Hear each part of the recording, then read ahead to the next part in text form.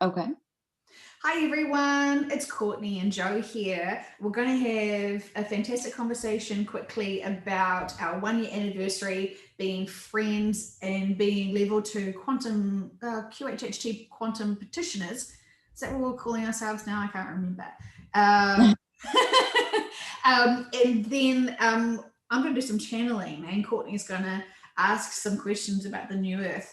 Because we are starting to get more information about that, which is very exciting. So, how's your week been going, Courtney? It is going well.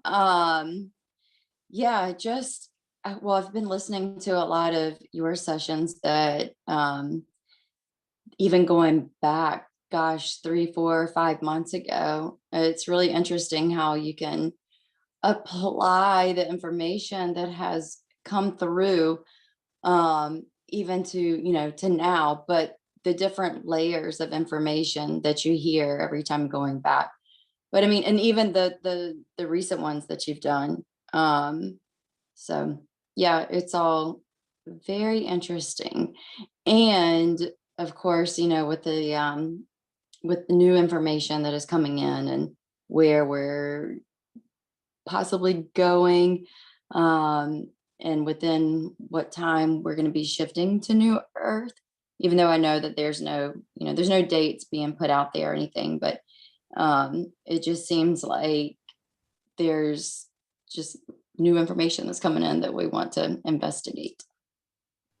Absolutely. There are dates in private sessions. It's interesting Mhm. what they will share with us privately versus what they know is going to be shared publicly.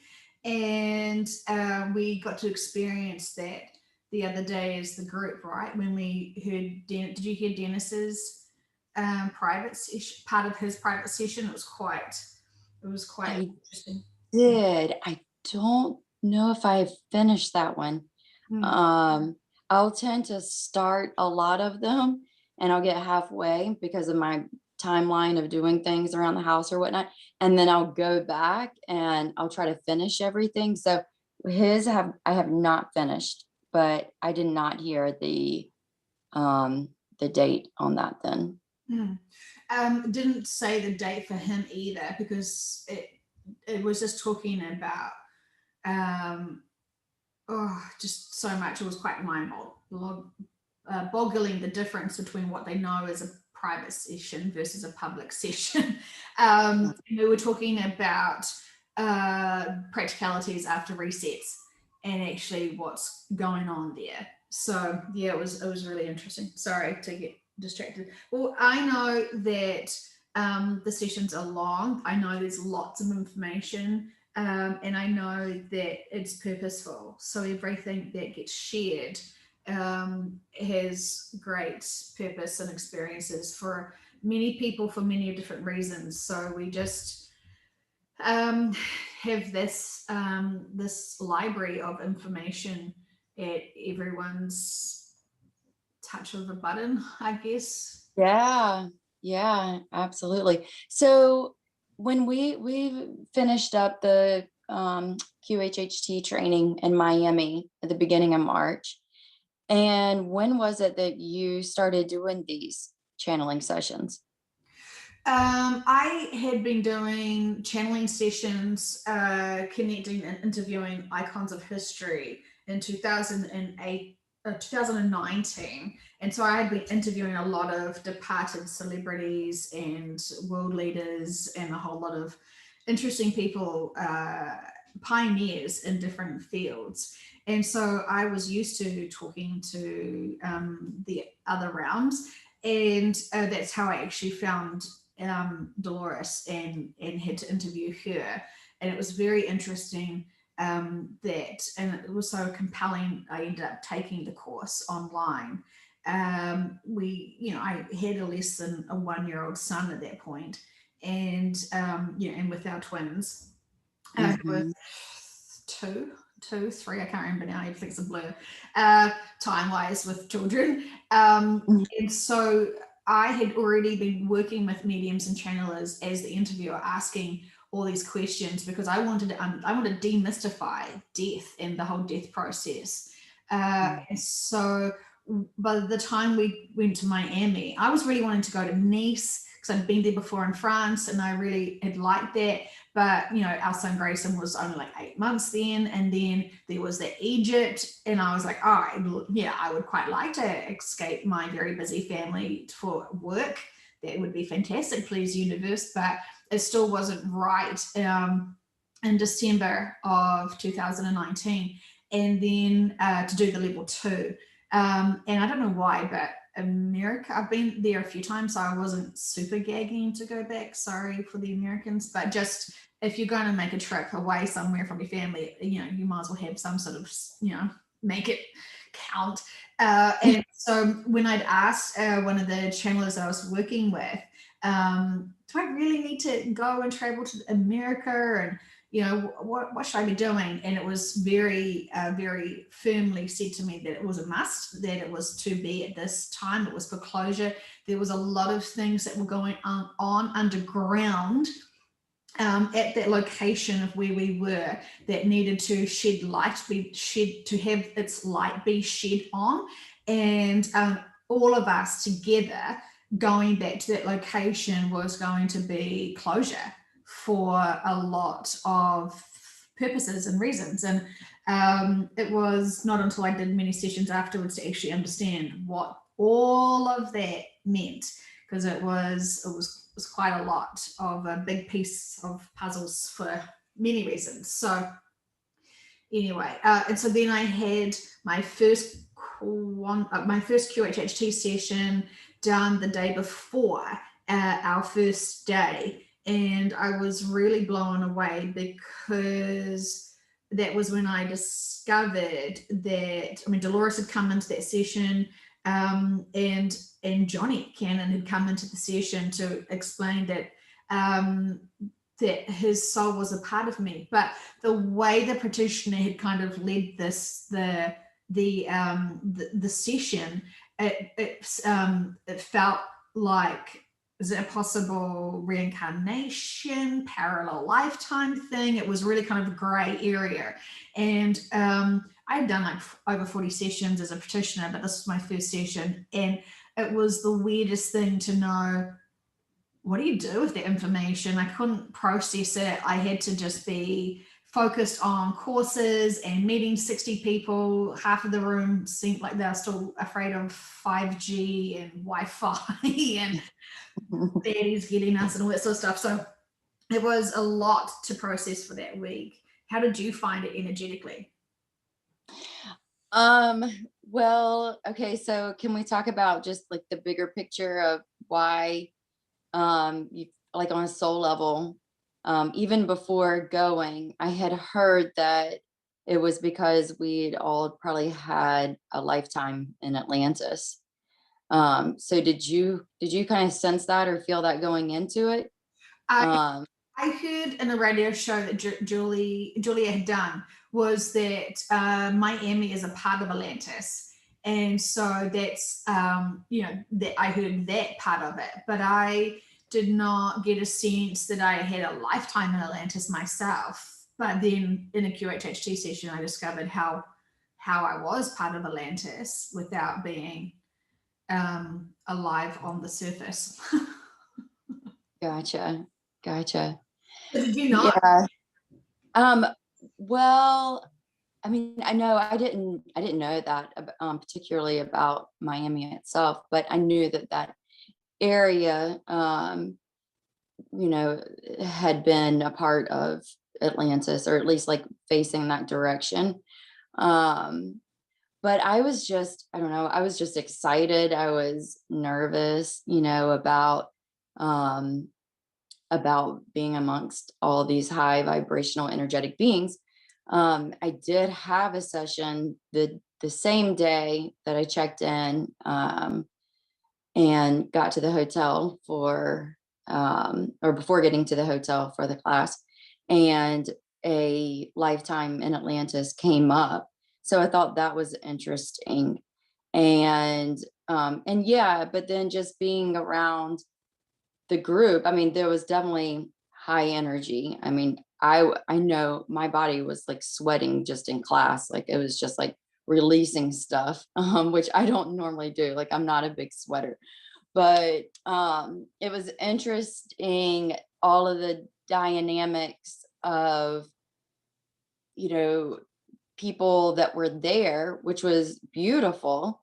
Um, but at the same time, amongst those 60 people, you could still kind of see, uh, you know, different, I don't know, different, not just different personalities, but what people were holding on to and what people were still in fear of, just things that were just coming up, you know, within themselves, but also, I guess, kind of affecting the collective of the group, if that makes sense. Yes.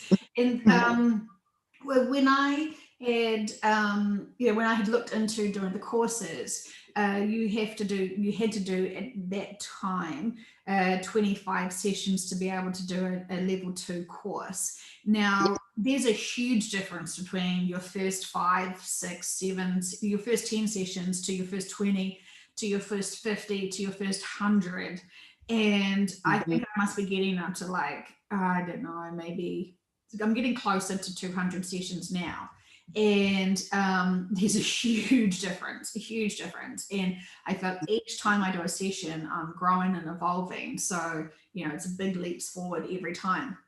And so when we had done, I was connecting with some people that only done 7 sessions. That only had just done, you know, like 2 days beforehand, they'd crammed in 2 more, and none of those were successful to get in there. And it's like there was this burning desire for them to be there. And as we all know, we were all part of the Atlantis lifetime experience. So I'm certainly not judging how they got there, but it was very obvious as the session information came forward why we all had to be there. So it was all purposeful. It was really interesting, really, really interesting.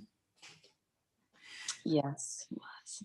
So with love, Mhm. so much love. Um, Yeah. and so part of the course was seeing a mock session being done, which was we didn't get to see anyone put anyone under, and we didn't actually see a real session. It was sort of something quite different. I mean, I was concerned for the people who are very new at this, if they that this would confuse them how you actually get a client in, because it was almost like they didn't even use the keyword. They just kind of um, put a woman in who'd been doing it for a while so she could get herself into that state, which is which is really, really awesome, because it was a really fun experience. I recall it very clearly. Do you want to share your experience of? Um, more things kind of clicked afterwards, of bits and pieces of what we heard, but for some reason, I do not remember it vividly.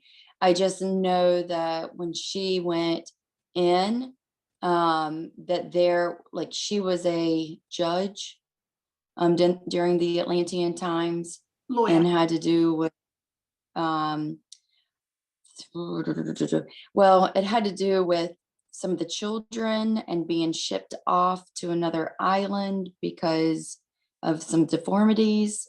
Am I getting that all So correct? so we go through her childhood, and so she had a really strict childhood where she didn't get to do much fun. It was all about studying, and she became a lawyer. And in her office, she was working with another lawyer and a judge. And as her past lifetime evolved, we found out it was the capital of Atlantis, which is offshore from Miami. And so they were working for the government to get family members to sign over the legal rights to their children, because they had been manipulating so much DNA and splicing and mixing all sorts of interesting things together, that to their civilization that, you know, a few generations later, you're starting to have some very interesting offspring.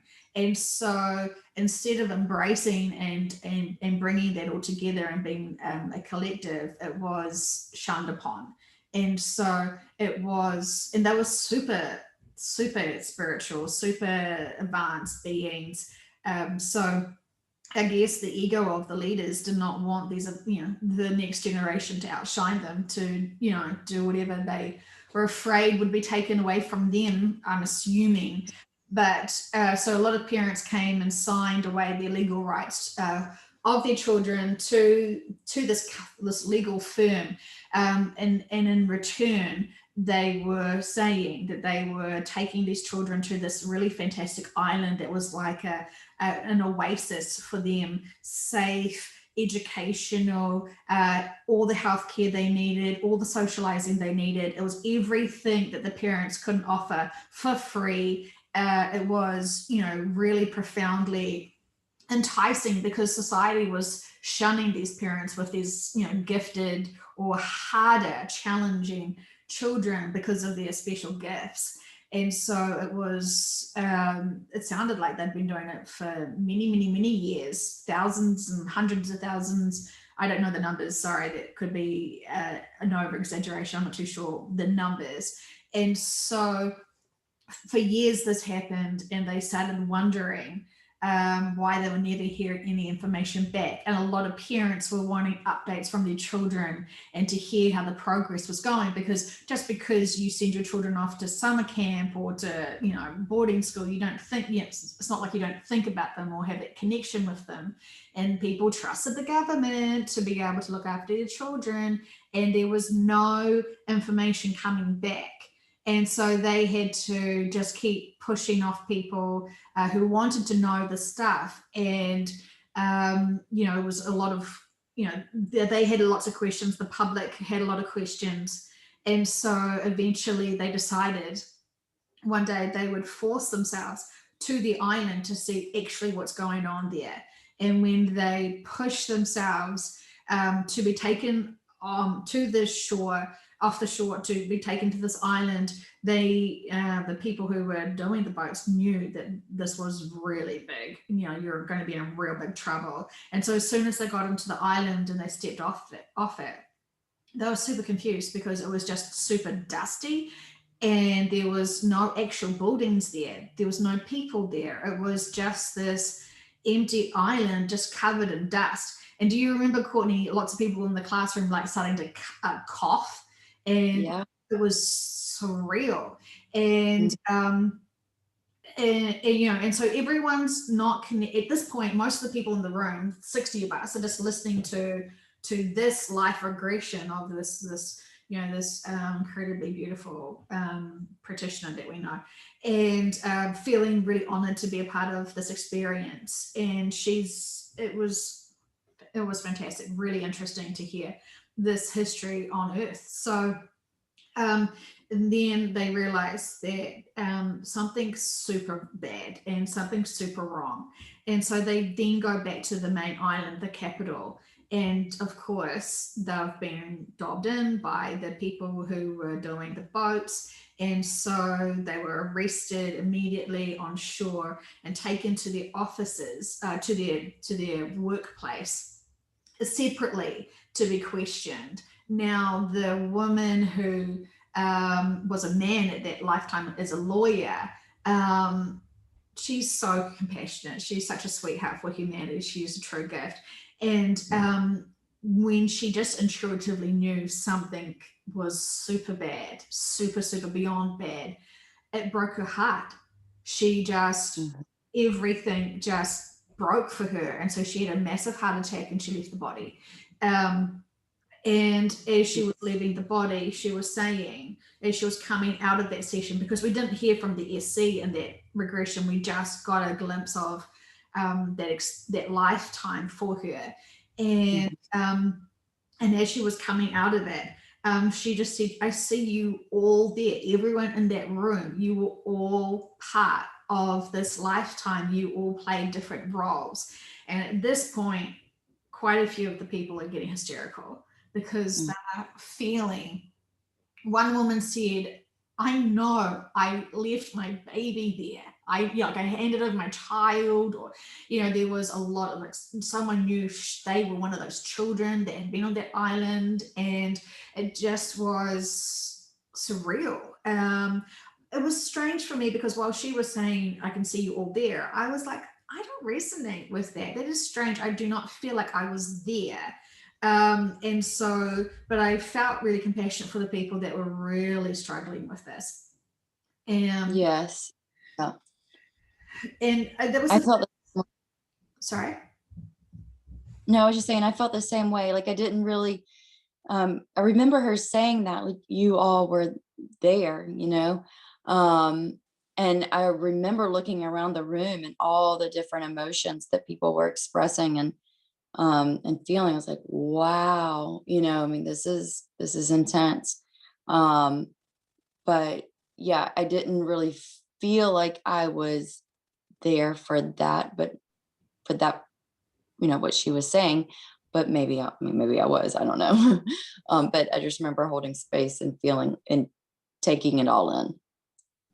Yeah, and I definitely feel like we could have another session with you and see, Yeah. because I can't remember what day that was that we experienced that, but I already had my first session and had to put all of the information aside from my first session, and then understand, all of the material that they're trying to give us in the class, and then experience that, which was very intriguing. And so then that night I did a first session for a fellow student doing the course as well. And that was really interesting because I got a different perspective of what was happening. She was a child who had, was taken there, separated from the mother, had real gifts to do light code language and open portals with hands. They cut off the hands of that child. Before the hands were cut off, someone had given all of the children like sweets, but it actually was like a poison to really stop them from resisting and kind of sedate them a bit.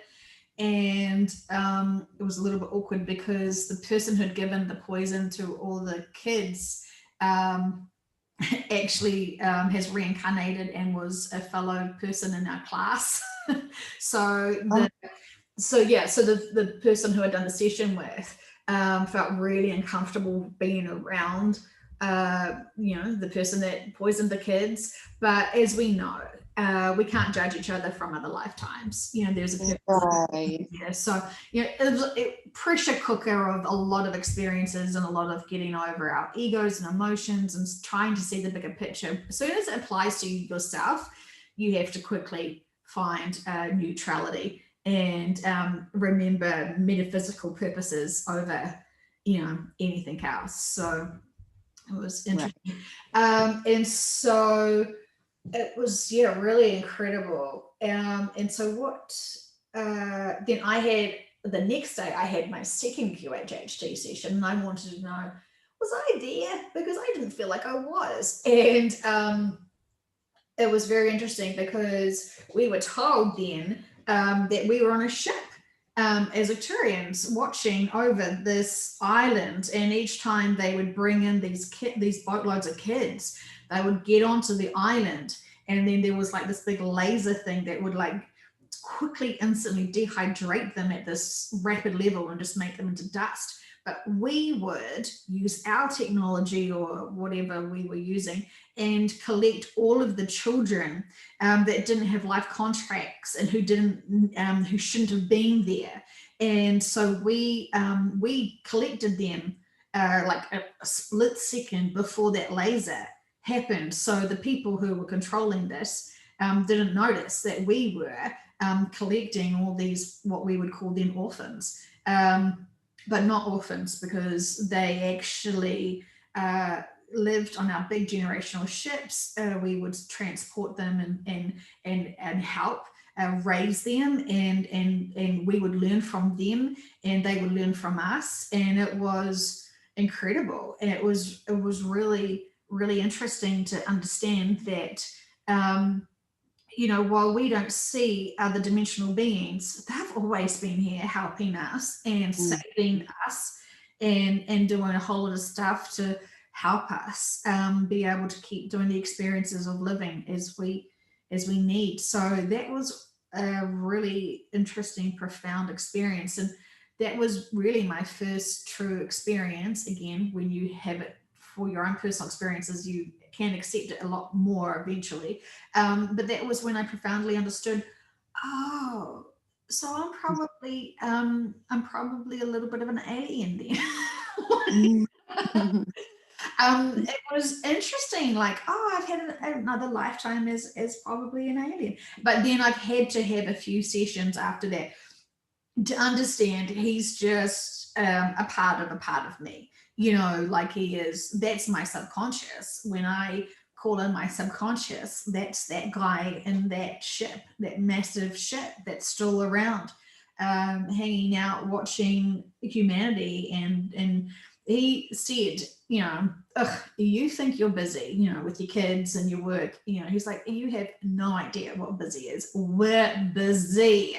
And he was like, sort of saying that, it's a full-time job for them to be focusing on everything that's happening for humanity. And they're not the only ship. They were talking about, I think, 12 or 13 others, I can't recall now, but learned so much from that. So yeah, technically I kind of was there, but I wasn't in Atlantis time. But very, very, very interesting. So Very interesting. And I think I told you a little bit about this, but I had a similar experience on being on a ship, and it was an Arcturian ship, and I got that they were busy. It was not chaos, but it was busy. But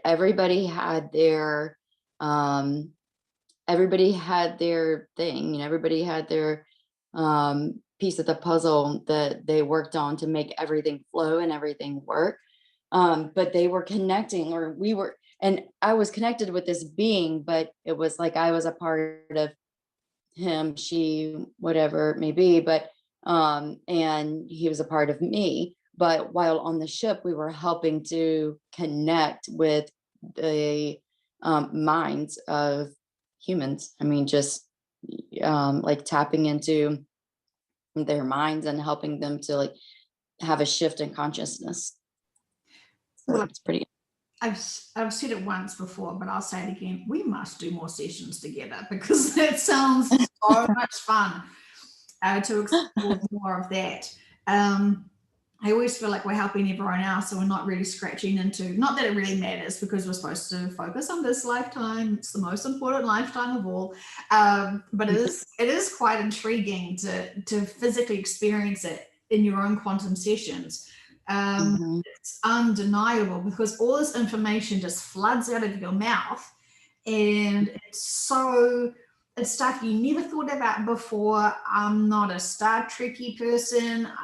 I'm sorry, I'm not. Me And then all this information and details and all this stuff just comes flooding out of the sessions, and you're not making it up trying to kill time. It is literally stuff from a different dimension, higher beings. Just, it's fantastic. But getting back to what we learned about the other practitioners' life experience and all the dynamics of everyone in that room, knowing, just like the person who had the role to poison the children, to sedate them, to go onto this boat.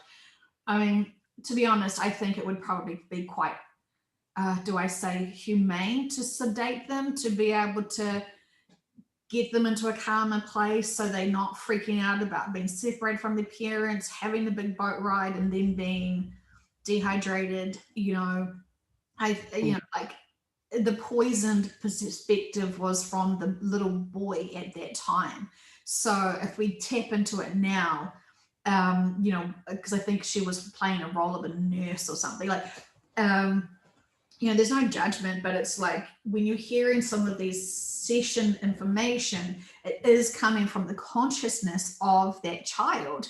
And so his perspective of being poisoned she may have not been poisoning, it may have been sedation. And, I mean, anyway, and she's not the person sending them to the island. The government was, the rulers were, the controllers were, so anyway, but in saying that, to do later sessions as I have for other people, learning that the leaders there were, once they found out about what was happening with their island, while we say one of them had a big heart attack and died because it was just devastating, some of those leaders stayed on knowing exactly what was happening and not, I guess they would either be imprisoned or die themselves. So they're then stuck in that system of continually keeping with that control system. And then, I mean, how horrific would it be to realize you're part of they did not know that sending those children, originally they did not know that sending those children to the island was their doom, versus now they've gone to the island, they know very much aware, and they've been blackmailed and bribed to not tell the public. Because if you tell the whole public, all these children that you think we are looking after and loving and nurturing no longer exist because we also took care of that, you'd have a huge uprising. And this wasn't the end of Atlantis time either. It was, it was not mid, but it was towards the later, but definitely not at the end. Well, they say we come back to make things right or patterns repeat themselves. So Yeah. hopefully, all the beings and souls will make things right.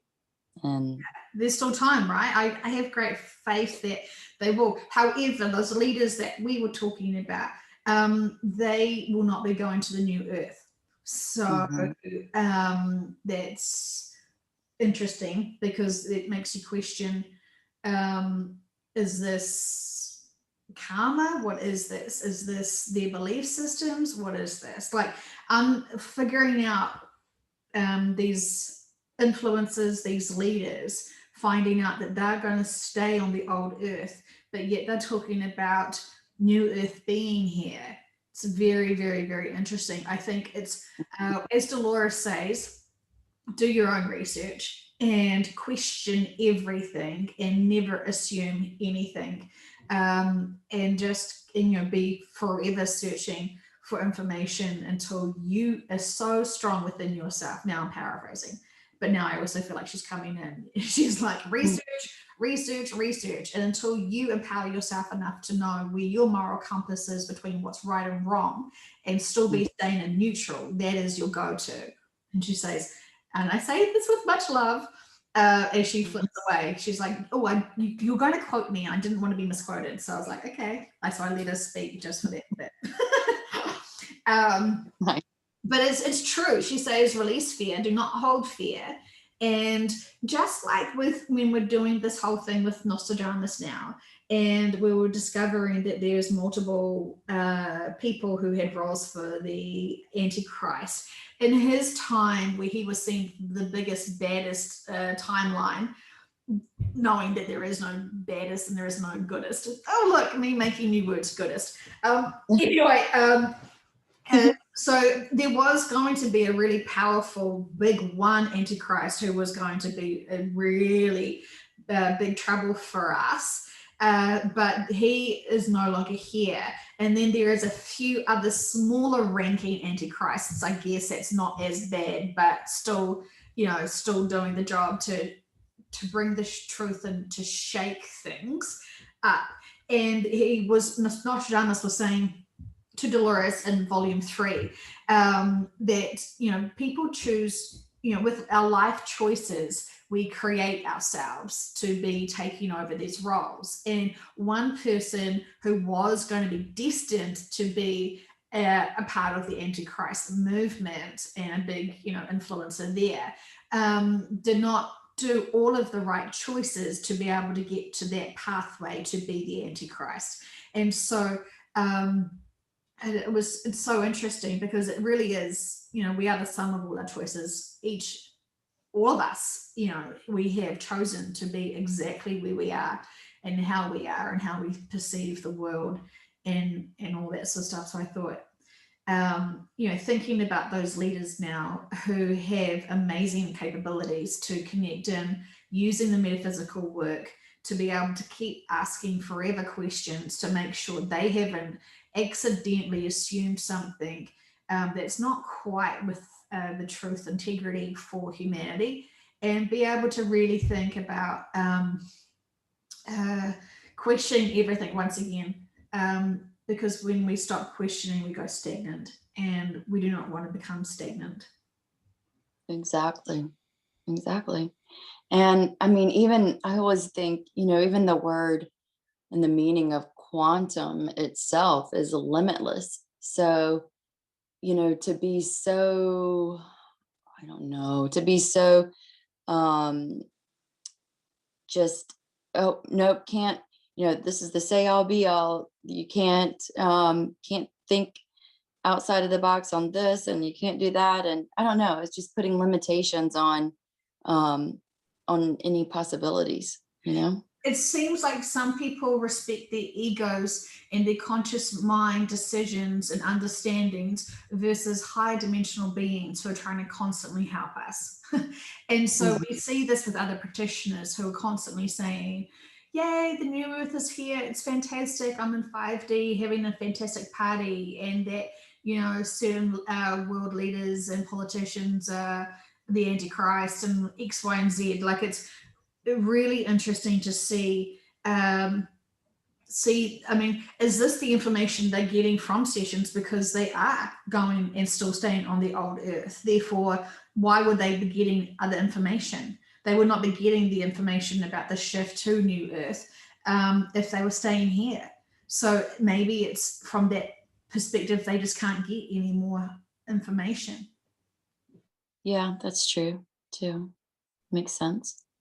So I'm assuming that people who are staying on old earth are attracting old earth clients because they still need, they still need help in releasing. And I mean, we were just saying this before we started recording. These sessions are life-changing. They're so profoundly life-changing. And the more you can listen to your own sessions and apply it and stop resisting the information and grow from it and expand, boy, you're doing yourself a massive, great goodness, because these are just so profound. And I wish everyone could be able to find their local practitioner or a practitioner that really resonates with them and be able to just get to the crux of things that they're sticky on, or even if they're just curious, because this work is just so beyond phenomenal. Yeah, absolutely. Couldn't agree more. So exciting. So happy anniversary, my sweet friend. It's been so beautiful to see us grow and explore this fantastic work. Yes, absolutely. And I've enjoyed my sessions with you as well. So, yeah, a lot has happened in the past year. It's kind of mind-boggling to look back and think about all just the shifting and perspectives. And I mean, like I said, even at the beginning, with listening to all the information and content that you've put out there, that's been a major growth marker within myself. So thank you for everything that you have put out there and all of your hard work for humanity, and for all of us just trying to, keep asking the questions and being curious within our own self, within our own minds and self, and for our future lives and what humanity is going to be going into. Yeah, it reminds me of my second session that I did, where it was really strange because the practitioner asked about the virus, and I did not care about the virus. I just, blah, I don't even care. So it wasn't even one of my questions, but she asked about it. And we were told about how It's really great because it's going to bring, humanity together, and everything's going to start collapsing. And she's like, what do you mean collapsing? It's like, oh, all of the systems are going to start collapsing. And, it's going to be it's going to be political systems, the economic systems, the educational systems, the medical systems. Like, I'd never even heard about this. Like, when I listened to the session, I was like, geez, Melise, like, this is epically, what? I was really surprised to hear all of this from it, and I still didn't even understand what it all meant. It was so full on, and they talked about all of this, and that was going to be this massive reset, and it was the Great Awakening, and a constant a shift for humanity, and all this stuff. And I just was like, I can't remember how long it was. And I remember like going, do I share this with the QHHT like community? Like, should I try and put this information on? And I feel like I either tried or it didn't get accepted or whatever. And I was like, I can't even understand this information myself. Where do you go and have someone mansplain your own session to you? Because there was so many more questions when I was listening back to it. So anyway, it's so phenomenal, this work, right? But when you're a questioning kind of person and you want to know more information, you want more. You just want more answers, please, more information. Thank you. Expand on that. And I think that's the difference between a new practitioner versus an advanced practitioner who just does, who has grace with this. So this is definitely not an endorsement for anyone to contact me for sessions, but there's great practitioners out there. The ones that aren't wearing masks are probably the first ones you should I don't know. I don't actually know that many practitioners, but some of the stuff I have heard is quite an experience. So what else was I say? Oh, the second day after my second session, I was channeling in my hotel room. It was so interesting. You get this high after having sessions. The first few sessions you get is this euphoria, and you're so connected in with your higher self and your subconscious. You're in this really amazing bubble. And I just remembered this the other day that I actually had been walking around my hotel room talking to someone on the phone and just hearing the difference between Joe's voice and cluttered mind versus this powerful information that just was so articulate and on point. So a lot was going on for that week, and I still feel like I'm unpacking it now today. Yeah, totally. I know when we got back, it was told, of course, that we couldn't do sessions because of the virus. And then that's when I got into I took an online course for Akashic Records. And I never thought that I would have been able to do anything with Akashic Records or, read the records or whatnot. But because of having done, at that point, I'd had 4 or 5 sessions done on myself. So, it was through QHHT that I realized that, oh, wow, like you can tap into your client or yourself, you can tap into your own records. So if I can do that in session, then I can do that outside of session and just, have another modality. But yeah, I mean, just the expansion of where a session can take you, and just, breaking free of your own limitations. It's really cool. So yeah, I never in a million years thought that would have happened or taken place and led to the Akashic Records. That's so fantastic. And I was led to something different too, because I feel like in New Zealand, not that many people know about QHHT in general anyway. And I basically, once we went into lockdown, I just started connecting with a whole lot of practitioners all around the world, and supporting them verbally, and just hearing how they were going and understanding the work and where they were getting stuck with some of their clients, because they, while they were all around the world, they didn't have all the lockdowns that we were having and America was having. So it was really amazing to hear from so many people. It was an incredible time, such an incredible time. And then, yeah, to hear the purpose of the metaphysical purpose of why all the lockdowns are happening for humanity, what was going on behind the scenes, physically, what was happening collectively is for our consciousnesses.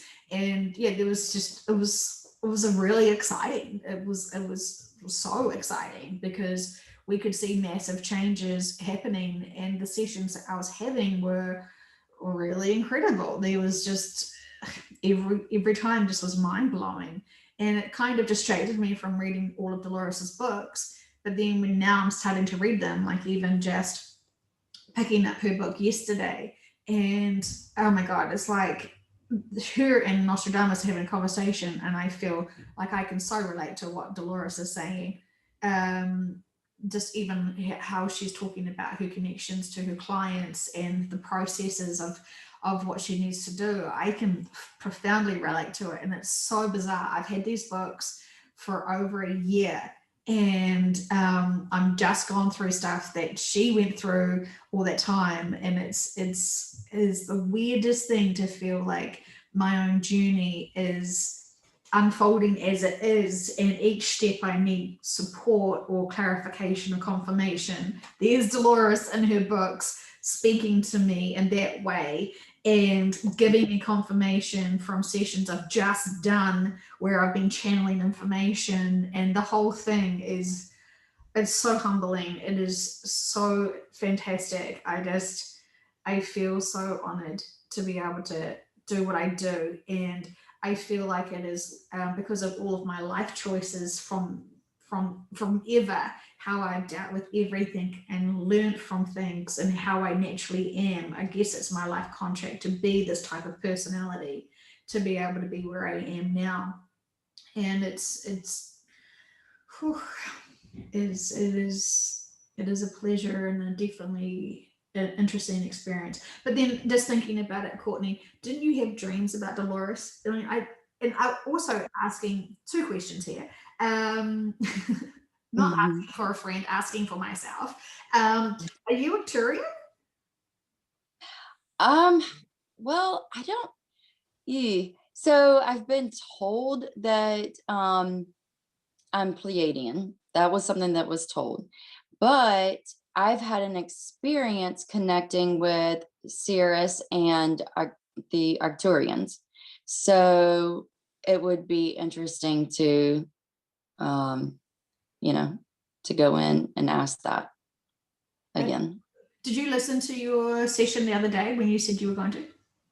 No, I do not, because I listen to other ones, other people's, but no, I need to go back and listen to my own.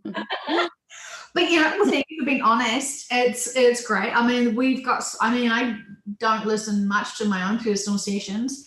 There's always purpose for that. So there's no. We've all got inner work. It's not shameful. We've all got inner work, and it is demotivating to think once we do this set of inner work, we'll have more inner work to do. So it's never ending, but it's exciting. We can master so much more now and overcome so much more emotionally than we ever have before. So this is such a beautiful like, hello March, you big bonus month. Thank you for being here.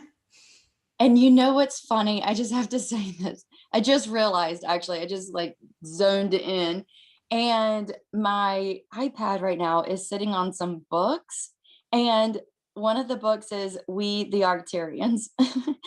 And I got this book before I got into any of the QHHT stuff, probably 12, 13 years ago. because the lady that channeled it and wrote it, Dr. Norma Milanovich, I actually had a reading with her before I even moved to Florida. But anyway, sorry, I just had to say that because I just zoned in. I was like, oh my gosh, there's the book, We the Arcturians. But I did have dreams come in with Dolores before I even knew, who she was or what she did. And I don't know, maybe it was intertwined though with going through something about past life regression and coming across her, but not listening to her. And then I had a dream about her. And then I was like, oh, I have like scrolled through this lady, but I think I need to pay attention and, play. So before I got any of her books, I would listen to her while I was pushing my oldest daughter, that's she's 9. But I would listen to her, I mean, every single day when I would push her in the stroller for an hour. um Everything that she had on YouTube, I was just couldn't get enough and took all that in. And then it wasn't until later, until I got the books, or even years, later, a few years later, before I took the level 1 course, which I did online as well. And that was in 2019. So that's a little bit about how I got into her work. But yeah, I just thought it was fascinating, everything that she said from the beginning. She did come in and just say, if you don't listen to me, I will come into your dreams. so so yeah, good that you started listening to her, because she's like, yeah, I'll get you that way. Yeah. Yeah, I was like, oh yeah, I have scrolled past this lady before. Oh, I need to go back and But I that's need to what she look. was doing. That's what she was doing. She realized that she would be able to be doing a lot more things on the other side, and and while she did love her life, with no regrets, she is so much more capable of being able to help more profoundly more people. And so she's just spending a lot of it. 2008. Well, I can't remember what her pinnacle years were. I guess as soon as she did and was able to, after she passed, she was lifting up those veils for people to be able to Mhm. connect more. Um, She was still living when I had a dream about her, because that would have been, I want to say like 2011. but you were having dreams with her because the shift, 2011, you had a big conscious shift. Mm. Probably, when did you have it? I Yeah, I think it was when I mean, it was kind of building up throughout the years, but then it was like I really took the time and went in and then started like reading all these other different books though when I was pregnant with Lily. So, and then after within that, yeah, so let's see, she was born September 2011. So within that whole year, which is the 2012 mark. Well, I mean, Dolores already knew that this shift wasn't going to happen in 2012. Mm, I think she really started hearing about that in 2009. But what I'm sensing is when you're carrying a very high vibrational being, mhm. you also get a lot more, connected. And so I feel like that was also a big push for you as well. I feel like you are Arcturian. Your soul feels, well, your higher self does not feel Arcturian, it feels much more advanced, but there is a part of you that feels Arcturian plus. Everyone here on Earth that's a human, we're in Palladian designed bodies. And so I could, if I wanted to cover all my bases, then I would say, yeah, everyone's a Palladian, but our bodies are Palladian based. So they were designed by Palladians, inspired by other beings, and all that stuff. They have been the ones that have been wanting mostly I guess, there's certain fractions of different DNA from the bodies, but the base, the body itself, if you're going to go real, like the blueprints of it, them really rudimentary, is Palladian inspired. So Well, that makes sense. That's interesting. this is their experiment. This is theirs. But they, so it's kind of like the Arcturians supported in the guides for the Palladians. And then those Palladians evolved, and then they started creating worlds. This is one of them. And then, it's kind of, I guess, the evolution of a soul. I guess, after you've had a lifetime as a rock and a plant and a tree and a bug and a dog, you evolve up that evolution, supposedly, right? That's what Dolores believed, that we all, we started off as, one cell, whatever's, amoebas, and Organism.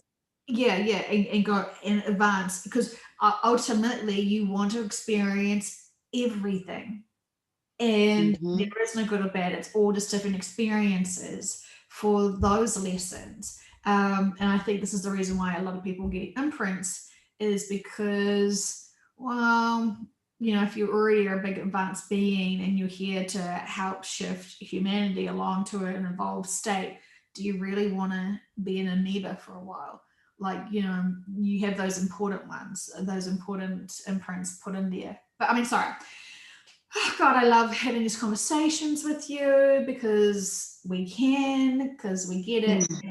And, it's just so nice to have conversations with people. I remember starting to talk about it with some of my friends, and at the beginning, and I would like start every sentence with, so this sounds a little bit crazy, but in my session, like, take it or leave it, don't worry about it, only if it resonates with you. Like, I would have this massive disclaimer beforehand of like, this is just, this is not my belief system. I'm just like, starting a conversation with you. I was like, so uncomfortable, so awkward with these big conversations, and really not expressing myself. Now, very firmly, Kurt Cobain reminded us all, Dr. Zeus reminded us all, Jesus reminded us all that we must, and Nostradamus reminded us all that we must express ourselves and not hold back. Obviously, we're not rude,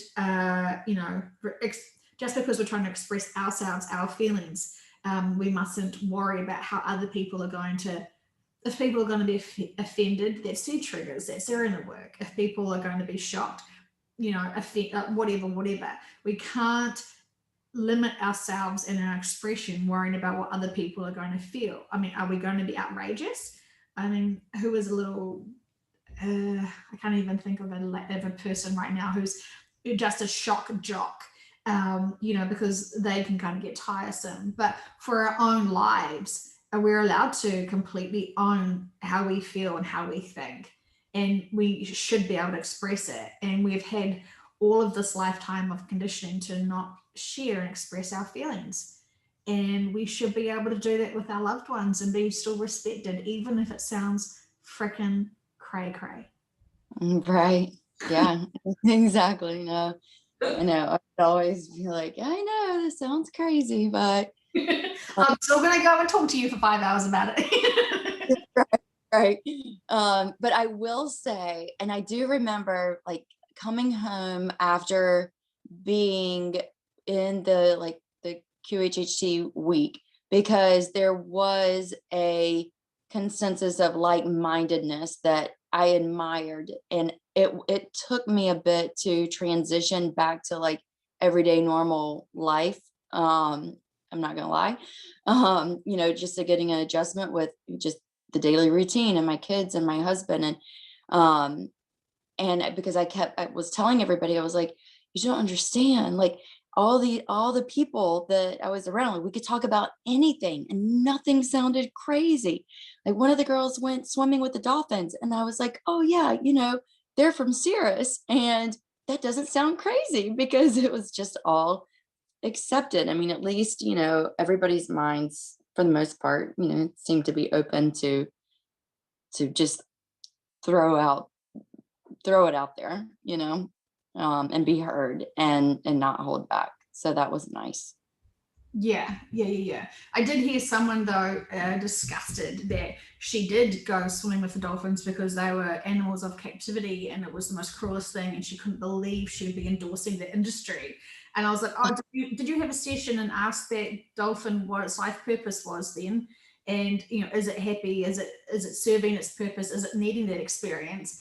She didn't really want to talk about the metaphysical purposes of things. She just wanted to be all, I'm a vegan. Animals are, Oh gosh, yeah, I didn't get that whole Oh, we part should of it, have but more than I think. yeah. Well, I mean, it was really interesting. It was a good reminder because I honestly got so nervous. I did not feel like I had done enough sessions. I hadn't read all of Dolores's books. I was so excited to meet so many like-minded people who were just so passionate about this work and so driven. And I saw people not motivated to do sessions. I mean, I thought we don't need to sleep this week. We've just got sessions to do on each other and explore and have fun and see what we can do. And can we help humanity on the way and all this sort of stuff? And people were like, I'm hungry. I need to sleep. I was like, save your 3D drama for next week. This is not the time for it. And I Right. because I'd never had, I want to say, I've never had escape from my children before. I mean, we don't have we don't have grandparents that can help, we don't have parents that can help our kids. We don't have any babysitter services or anything like that. So, we do not leave our kids, and, our twins are almost 5 years old. So I was wanting to make the most out of every single minute. And I saw a lot of people struggling with stuff that wasn't really even the Qhht world. But I can see it for what it was, but it was a lot, but it was pressurized. There was, for many reasons, it was incredibly amazing week. And for other reasons, it was, incredibly eye-opening to see that not everyone who's signing up to do these courses have humanity's best interest. Mm-hmm. Which I never considered. I was like, I'm so naive. I never considered people wanting to do this course for other reasons than helping humanity. Right. Yeah. Yeah, that part is definitely disheartening. Yeah. And that lowers my energy, that is even thinking about that. But like, I have grown so much in that last year. I have grown so much. And so I trust that everyone has also done profound growing and healing. And, so while I don't know how everyone's going, because it was very disjointed with the group, but I feel like, each time they had these groups, there's thousands and thousands of QHHT practitioners, BQH practitioners. There's a whole smorgasbord of new, smaller, different named businesses starting up with the same idea and philosophy. I mean, this industry is booming. And just like with New Age, there is really positive, pure intent information and experiences, and then there's stepping stones. And we love all the stepping stones, because if we hadn't had all of our stepping stones, we wouldn't be where we are. So not being stagnant and questioning everything, and using our moral compasses will always guide us to better and empowering ourselves, right? That's right. And I think it's amazing. I mean, you yourself have been so busy this past year. I mean, not even, not just your home life, but all the sessions that you've done and all the content that you've put out there for everybody. So, and all the connections that you've made between people. It's amazing. And, a lot of people, you've given a lot of people an outlet. So thank you. From not just me, but I'm sure a lot of other people. Yeah. Well, I'm not afraid of any leaders or any influencers that are living here. And I'm not afraid of any influencers or leaders that are on the other side of the veil. But I respect the higher dimensional beings so much more than any living human right now. Only because I know humans are very ego-based and driven by other agendas versus money, power, control, manipulation. And that's even within the spiritual world. So it's not like I'm talking about politics here. And so, while I know all of that's going on, I still like to connect in with these advanced beings to find my moral compass and remind myself of the purpose of why I'm here. I mean, a lot of people I know have a big purpose here as volunteers to help humanity. And while we're so distracted with our loved ones and our 3D lives, they really need to be put into a better perspective, because our metaphysical work is truly the real reason why we're here. And we can't get distracted from it. There has to be this balance. And it's so much easier to go with the 3D world with unconditional love to everyone while keeping our personal boundaries and not being pushed over. It's interesting how some people think that because I endorse being an unconditional loving being, I would tolerate their bad behavior. It's like, no, you're an adult and you've got bad behavior. Why should I be? Because I'm an unconditional loving being. Yeah, I am an unconditional loving being, but I also have boundaries, and I'm not putting that in my life. I'm putting a big boundary wall between you and myself, which confuses them because they think I should be giving everything I have to them. No, you gotta kind of, it's just, discernment, and just, you can love everyone, but you can also love them from a distance and keep your boundaries. Yeah. Well, I think, I definitely was a people pleaser for most of my life, and I know how that works. It seems like those people who seek out people pleasers are really good at finding them, so it is, it's purposeful. I love it. It's empowered me to make boundaries. And I thought that this would be the opposite of how I'd want to live, by creating boundaries. So anyway, it's fantastic. I'm so in love with March. I'm so in love with everything that's happening right now. And I am really focusing on all of my life choices that I'm making now to get me into exactly what I should be doing to honoring my life purpose and contract here and helping humanity. I'm so excited about that. It makes me super, super, super excited. So enough gossiping and chit chat. Unless there's something else you want to say before I connect in with them. No, I don't think so. Okay. Sorry. Just ready to ask questions. Okay. No, you're good. Okay, cool. So I will just connect in and find out who is waiting to connect with us, because I know we've got some very interesting questions about the new earth. And I'm also aware my children are upstairs jumping around doing cartwheels, so you get to hear them as well. So it's a 2-for-1 show today. Okay. Well, yes, we have been waiting and anticipation of when we finally can help speak to you. There was a lot of mentions about metaphysical purposes for things, and it is enjoyable to see such growth for both of you and for many people who are listening to these sessions. We love hearing how you are evolving with this information, how you're applying this information, how you're processing this information, how you're digesting this information. Because we're saying we are actually helping a lot of people who are listening to these sessions release a lot of, SHIT. And so there is a lot of digesting going on physically and emotionally. And actually morally, they're saying. So, Joanne's thinking, we've got some cheeky ones today, but this is so exciting. So they are super excited. There's a lot of collectives here. There is Arcturians here. They're saying soul families.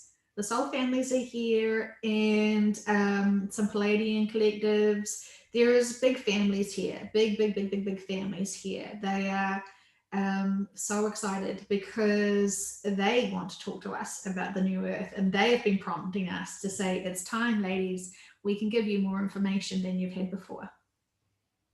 Oh, wonderful. Thank you so much. Thank you for being here. Thank you for being with us, for being our guides. I know there's a lot of information that has already come through, um, Joanne, about New Earth, but with the timelines and more of the collective waking up to the crimes against humanity, we would like to know if any info has changed and if you have new information to share with us at this time. Would it be okay to ask some of these questions? Mhm. Absolutely, absolutely. We've brought you together to be able to ask these questions.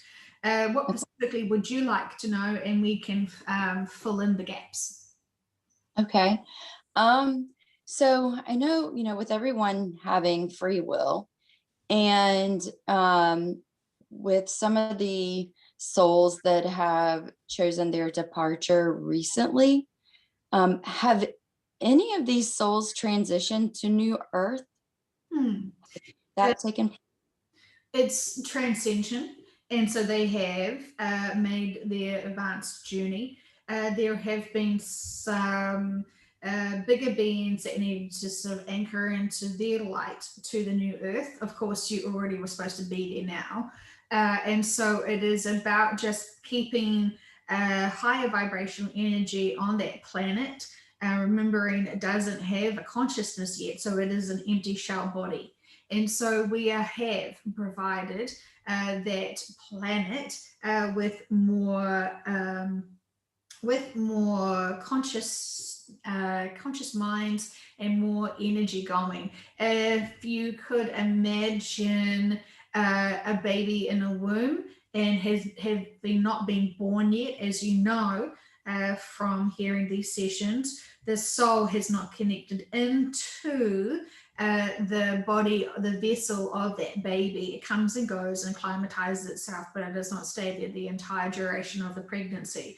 While this planet has been born, created, it has not been connected to the soul of the consciousness that wants to evolve into it, the reincarnation of it. And so the higher self of that planet is there. A lot of beings are holding space for it. And when her soul essence goes and reincarnates into the planet, she also is shifting from one body to another body. There is going to be upgrades and shifts. She's not just one consciousness. We want you to understand that the consciousness of the planet has multifaceted fragments to it. And so when you are talking to her, it sounds like one being is a collective of beings and conscious minds, which make one. So it is just like yourselves, you are one body, but you have soul fragments that are within you, and you do not know when, sometimes you do not know when they move in and out. It is all purposeful. You're not being possessed, and we giggle when someone thinks that. So we want to say to you that the beings who have shifted off planet have now anchored themselves onto the new earth. It is growing and flourishing as it would have been if you were there. And so it's just getting more entrenched in the fifth dimensional energy. And it's just growing, it's blossoming, it's so enriched and so infused. It is very, very exciting. So there are more beings there, more people there, more animals there now. There is more animals than human beings and other beings. It looks like a perfectly formed, functional planet that is merely waiting for you all to arrive. And so this is very exciting. We understand. There is more information that we can share about it, because it's getting more time where you are allowed to hear more information without it being compromised. and there was a lot more other things you needed to be aware of and unpack and unfold before hearing this other information, because there were so many people that were resistant to self-love. So it was really squeezing and pressurizing you to enhance your experience in the 3D, knowing for many this is the last time you're going to be experiencing the third dimension, because you've profoundly mastered it. And so when you are mastering something, you want to have no regrets, no stone unturned, shall we say. And so you have just really using this last year and these last few years and these last months really profoundly. Those who are still lagging need to be more responsible with their opportunities and options and choices for what they make. They are still focused on the 3D, and that is all fine. There's no judgment. But those beings who are frustrated with their lives, you're frustrated because of your lack of inner work. It's no one else's fault, shall we say. So stop with your demands on everyone else and start demanding more of yourself. We know that sounds like tough love, but there are some people who need to listen and hear that. So we say with excitement, the councils who are going to be giving more, we want to say that the new earth has been comprised of many more collectives than what was able to be put here on this planet. And so there's lots more bits of home. And so the new earth is now got a lot more different things than it was originally planned, which is going to be more of a familiar experience for different other beings who are here on this planet right now. We're seeing Lyrans actually. There is a place for them more so now than there was. And so as humanity in its entirety is advancing as a collective, the Lyrans who are here, they actually want to continue on. More of a percentage of them want to continue on and be a part of the new earth, because they're seeing that there is a better alliance and experience for different races, different species to still work together. And while they have had good connections really in the past, this is just making sure each step of the way, every being, every past hiccup that has been frustrating, the more you can all work together, and all the different colonies and all the different species can work together. And even though they do have the bigger perspective, they need to keep doing this and keep being successful. They really want the new Earth, the 5D planet, to be really successful. And so there's a lot more now added onto that planet, because they want it to be moving forward, probably the most successful and balanced and in harmony planet there possibly ever has been. And that sounds like a big task, and it is, because you may think, well, why hasn't there been many peaceful planets in the past? And there's always been corruption at some level, misuse of power at some level, a disproportionate balance of the planet's ecosystem. There's been so much that's always seems to have gone a bit sideways. So the more beings taking part and being responsible and adding into the blueprints of this earth, adding in their own home touches, shall we say, so many more beings now can go to new earth and feel profoundly at home. Whereas there is many options where people can go after the shift, and many planets that they have opportunities to go to, going back home, going back to source, or going to the new earth, and also the small proportion of beings that want to stay here on this current planet before it is disposed of. So there's a lot going on, but there is new connections now with other beings, which is more fantastic. The alliances have been really successful, and cooperation is more empowering. And so, uh, how this came about is soul families really splitting up in this lifetime and having profound connections to other soul families from different species and races.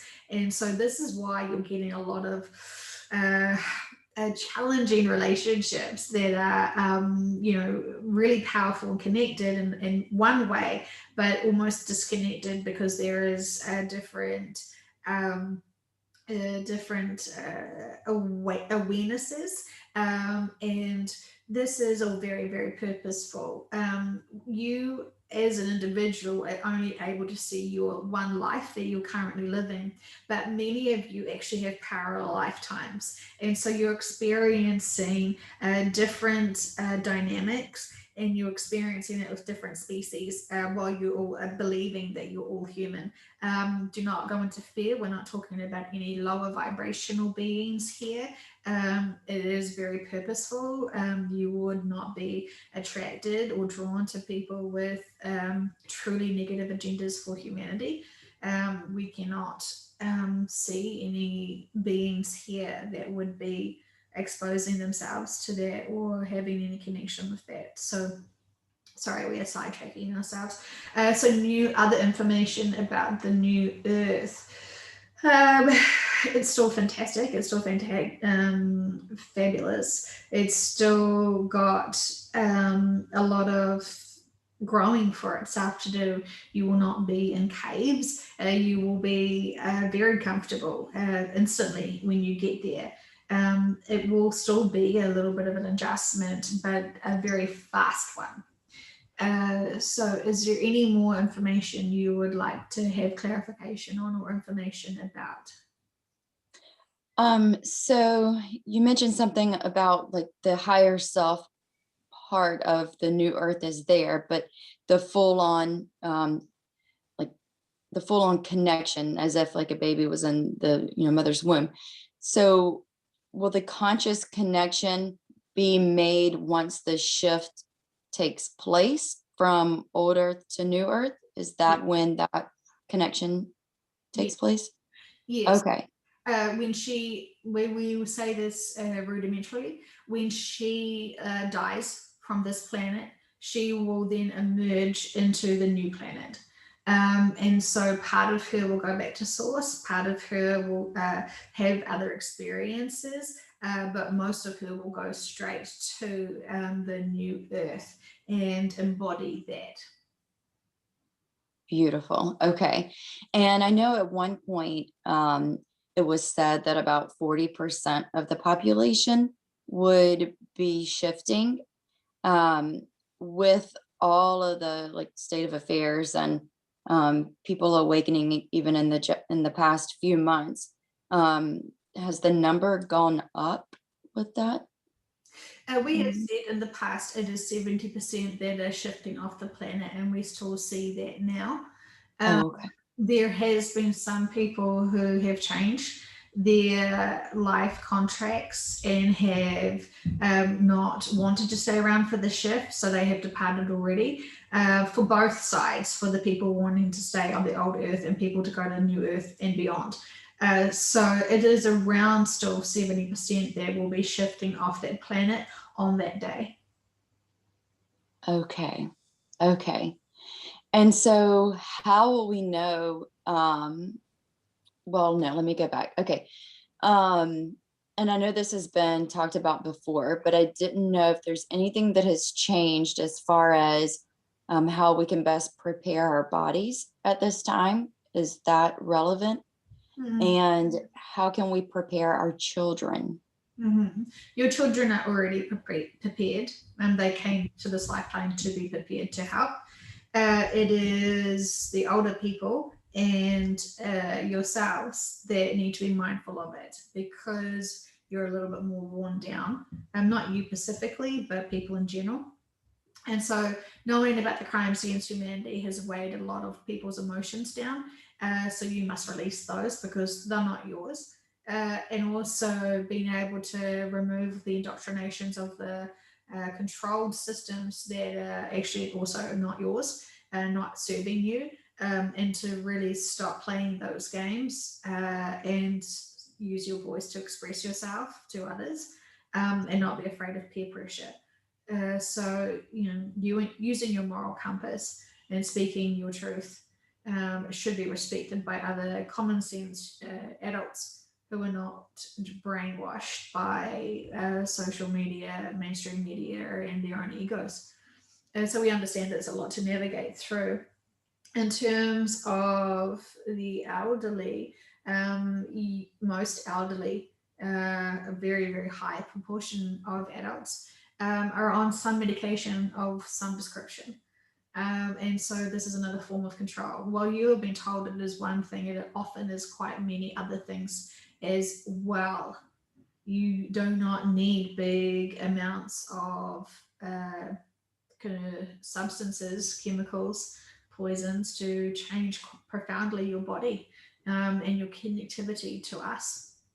And so you may be thinking you're having aspirin or an antidepressant or heart medication or whatever they're selling you and giving to you. You really need to question it quite profoundly, because you can't trust your medical systems.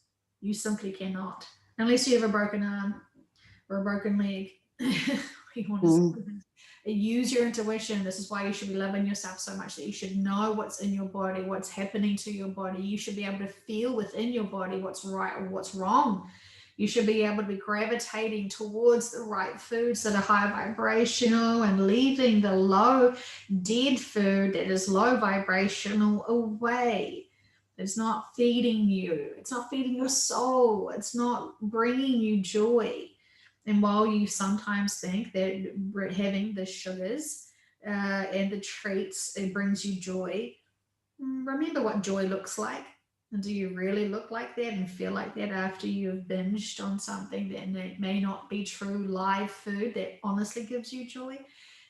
So anyway, we are distracting ourselves. With the shift, when it happens, we're taking you. So regardless of whether you're doing X, Y, and Z, we're still going. Do you want it to be an easier position for you, an easier trip for you? Yes, you do. So you want to be able to have the cleanest body, because from now until then, you want to have that stronger, clearer mindset so that things don't bring you down. If you're feeling if you're feeling stressed or you're not sleeping, all of these ascension symptoms are naturally upgrading you. Many people think it's that they've got some stomach bug where they're having lots of diarrhea, they're exhausted, they're not sleeping, they've lost their appetites, they're feeling dizzy, they're feeling all out of sorts. And of course, your mind is so helpful, it wants to tell you you've got, this is a saying that Joanne would say, something goes wrong with your body and instantly you think you've got cancer, Ebola, or AIDS. She says it as a one thing, as if because she wants to say everyone's so worried about catching something really bad that you must have the Ebola, cancer, AIDS. And so she says that to be silly, and we are not trying to be silly, but we do know that people, as soon as something off or out of balance feels within their bodies, they go straight into fear. Oh, what's this? Oh, what's this? Oh, is it the virus? No, it's actually us most of the time upgrading you, because you're not doing your own inner work fast enough and processing all of this and honoring yourself and feeding and nurturing your mind and your soul and your body, that we have to do it for you. And so it may be a bit rougher for many reasons. And we're not apologizing, because we want to keep helping you. So if it's too much, ask us to tone it down. We may ask you again, release some of those blocks and old inner work that you are still not looking at and not wanting to deal with. And we can say this very easily for the people who still think that they've got all of the inner work done and dusted. Do you unconditionally love everyone that you've ever known in your life and in history? Can you truly love unconditionally all of those beings that you've ever known, all of those names, all of those people? And if you can't, there's your inner work. You must love and get to a position of loving everyone and all experiences. Bad experiences are the ones you are still not able to love unconditionally. And when you can do that, you will set yourself free. Yes. Yes. So true. So for the people that do not shift to New Earth, will they know what has happened to the people that have shifted? Like, will they know that where they are or where they've gone? They will not know. Some may have suspicion, Mhm, but they will be dealing with their own 3D. So mhm, it will be them confused why so many people have suddenly gone. The word on the street will be another big virus really did get them. That was, so obvious. They weren't vaccinated. Silly fools. They ran straight into that, didn't they? So it will be oblivious to them that 70% of humanity has evolved. But they'll be so focusing on a lot of other stuff that's really bad. Lots of natural disasters, lots and lots and lots of them. So it's not going to be a picnic for them. They will be on high survival mode. mm. Yeah. Wow. Okay. So can you tell us anything new about a public disclosure? Mhm. Can we Will just there continue? can Mhm. we say one step? Can we all love the people who have chosen to have the experience of the old earth? Be unconditionally loving to them for their purpose and journey. It may not make sense to you, but it must be accepted by you, and you must be open and be able to be unconditionally loving and compassionate people. It's not your purpose, it's not your journey, it's theirs. And so we do not need to lay judgment on that, even though it is confusing and quite strange and quite peculiar to have this amazing experience shifting to New Earth as one option, and other beings are saying, I'm good here. I want to experience true chaos. So it is different flavors of ice cream, as we have said before.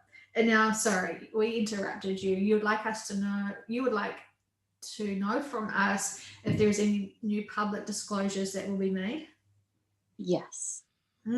Yes, there will be many, and there has been many. We see the Biden doing things strange and being out soon. We are seeing a lot of military action soon, not for the negative, but for supporting systems and taking over systems soon. We are seeing a lot of celebrities that have been not with honorable intentions for and different agendas for humanity. This is going to be very soon discussed. We do not see a big broadcast worldwide. We do see a smaller scale disclosure that is going to be taken over. We do see that on TV stations and news channels, and mainstream media will be covering it, as well as social media. And this is going to be more statements from generals and more military people saying what they have been dealing with.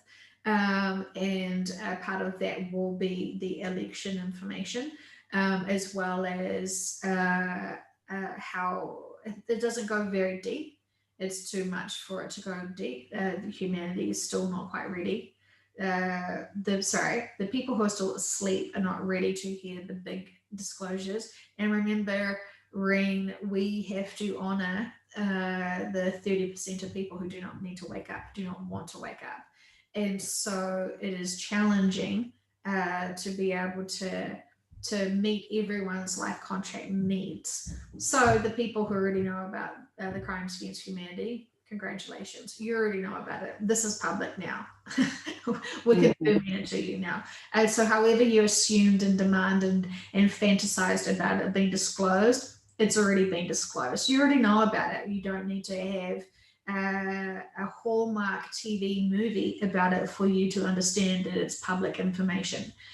So we understand, most people understand that very firmly now. So it is already disclosed. The information that will be publicly disclosed will be the military action and control. And this is not a new surprise for anyone listening to these sessions, but this is still what we see. We do not see Trump standing into power until a few other things have taken place, including the military stepping in and introducing themselves to the public and introducing themselves to their operations. It is going to be quite thrilling for many to see and be privy to the military's operations and how they have gone about their roles to investigate, see, have evidence, and be able to come to a definitive conclusion that there has been profound corruption within the Americas. So the United States of America. There is nothing to be worried about. We do not see any real disclosures of us. We see that humanity is still quite not ready. But again, if you already, most people do have suspicions. And when you start seeing some systems starting to collapse, then more truth can be let out. But as you know from the conversation you were having very earlier about that judge and about that lawyer who knew about profound crimes against humanity that was happening back in Atlantis time, while they wanted to tell the truth in their hearts, they were not able to. They did not want to walk away from their positions in society. They did not want to be outcasted. They did not want to be fired. They did not want to be killed. They wanted deeply to keep living the ways that they were accustomed to, even though they knew what they were working in was not for the embetterment of their humanity at their times. There is a lot of work that needs to be worked on through that. And we are wanting everyone who needs to find their moral compass to start searching for it now. Yes, thank you. Oh, wow.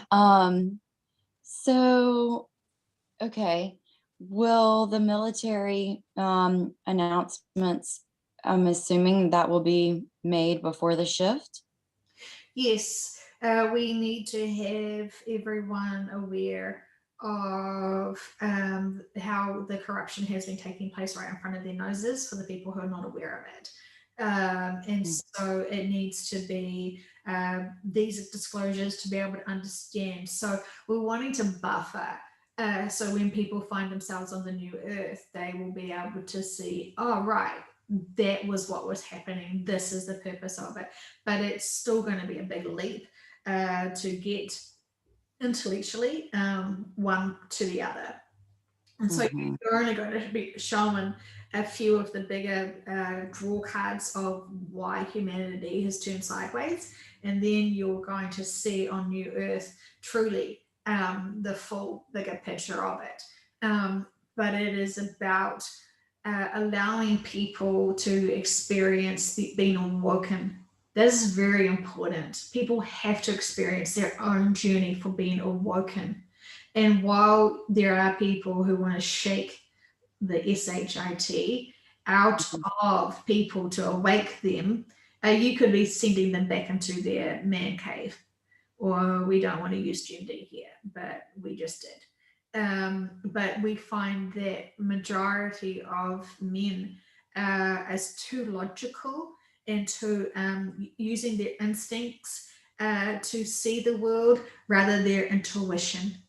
And so we say this with love because that's exactly the roles that they wanted to take this lifetime. That's the position that they wanted to experience things from. So we're not saying that that there are not men that are listening now and that there aren't men that are very evolved and awoken here, because that's not what we are saying. But we are saying the majority that is keeping up and opening up the minds of those men, because their egos would be harder when they have been deceived. So females seem more flexible with things and open with their hearts, understanding that life is always evolving and that things change rapidly.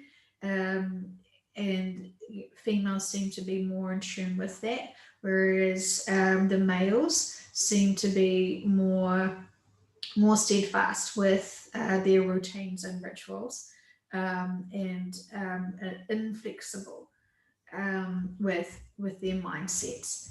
We do not want to make this into a gender war. You're perfect, and you're perfectly doing what you need to be doing. However, we do say to many that you have been lagging behind where you wanted to be, and there is nothing stopping you but yourself. Hmm. Nice. Thank you for that.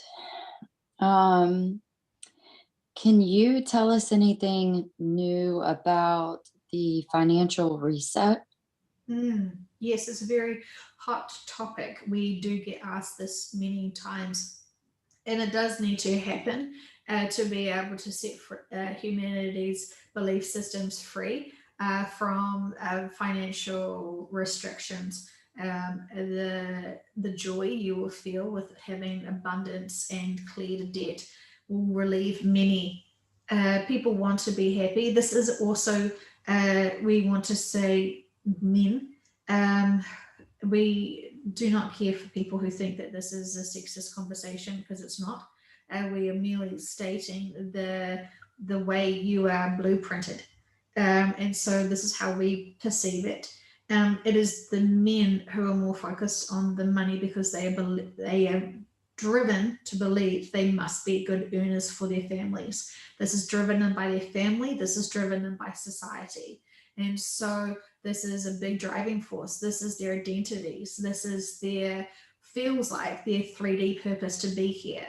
And so when the financial reset changes, the pressure for the masculine energy for the men in the population who need to awaken, this is going to be huge. So huge. It's going to be huge for everyone, but this is going to be a big tipping point for many reasons, for men who suddenly are going to have this massive big purpose for their lives here to provide for their families, to be able to be released. Of course, we know that because the systems are so twisted, that there is both partners, and the dynamic nuclear family, both adults are working to provide money for the family. So we understand that there's female workers within the family unit as well. We're not dismissing them. We're not saying females don't want money or don't worry about money, but we want you to understand, if we take you back to caveman times, when the man is the hunter and the provider and the gatherer for the tribe, when you just have given him this big pressure off, and suddenly when he feels like it's so scarce to provide for the family, that you've given him suddenly an orchard, and massive abundance, he can breathe again. He can have that pressure taken off. So there is a lot. We see the men who carry the emotional weight in their bellies, and have those skinny legs. That is when they are holding on to a lot of the emotional, they're protecting their gut, they're protecting their instincts, because they're not able to see further beyond it. And so they keep providing protection from the area, because they keep trying to figure out, where to move forward. How am I supposed to navigate this? Because instinctually they feel like they should be so much more ahead in life and providing for their families, and not having things just be taxed away from them, from cutthroat industries of not advancing, and technology in general not advancing. And every little boy dreams of space vehicles and flying, and having flying cars, and they have been promised that they would have at least flying shoes and skateboards through mainstream, from the movies. And so every boy growing up wants to be a superhero and fly, and have these special powers. And that's because they should be, and that's what they'll be experiencing, and they're looking forward to the most on the new earth. So when you break down the social constraints, but just see it from our perspective of how the difference wiring between the female and the male. And of course, we understand that there is many mixed genders now, as it's blended through many IVF treatments, many hormones in the systems. There's a lot going on for the reproduction, and the what is being born. It's all very purposeful. We don't want to get into that conversation, but we're trying to be very basic with our descriptions of, in quotation marks, the man, and in quotation marks, the female. So we're hoping to shed some information without offending. Got it. Thank you. And that's a really good perspective, a different perspective. So I appreciate that. Yeah. Um, We understand everyone's going to be excited about the financial resets, and it is purposeful, but we wanted to talk in depth about the perspective from the masculine, and in general. So we're only speaking in general, and we apologize for those hardworking solo mothers who work so hard and raise children and do so much. So we're not wanting to exclude them, because we know that when you are taking on the role of two parents, you are also very focused on money, and you should be, because you are taking on that role. So if you identify with the breadwinner role, we're also talking to you. So please do not feel excluded from what we are saying to you, because we see all. yes, makes sense though. Thank you. Will the med beds, there's been a lot of talk about med beds, will they be rolled out publicly before the shift? We Or in use? Yeah, we see people playing with that technology, holding back that technology for Mhm. ego, finances, wanting to play God. We see a lot of people not using the right choices for this at the moment, but we also see some people who are. So you have a big world, and you have a lot of very sick people because of them believing the systems that you're within. So it was planned out that this would be massively rolled out for everyone. We are hoping that things happen sooner rather than later for the shift, to be able to. We would like to say, no, you will not see the med beds, because everyone has shifted who needs to shift. However, we are saying that there is also opportunity for med beds to come out. So we're saying the possibility of both. We would like everyone to have shifted beforehand, and we're still in negotiations with the planet for when she is to shift herself. And so it is all timely. It is all unfolding, and it needs to unfold in a certain order for it to make sense to help the most impactful awakening process possible for humanity. So we understand that many people are frustrated and impatient. So we are wanting to say to the people who are still holding out for this, there are many light workers here who have great integrity and can pull in great power from very high dimensions and being able to give you better quality treatments more than the med beds are able to provide for you. So do not use gadgetry and technology to do what you need. There is many ways to go about it, and there are many people on this planet who are able to tap in. You will feel it.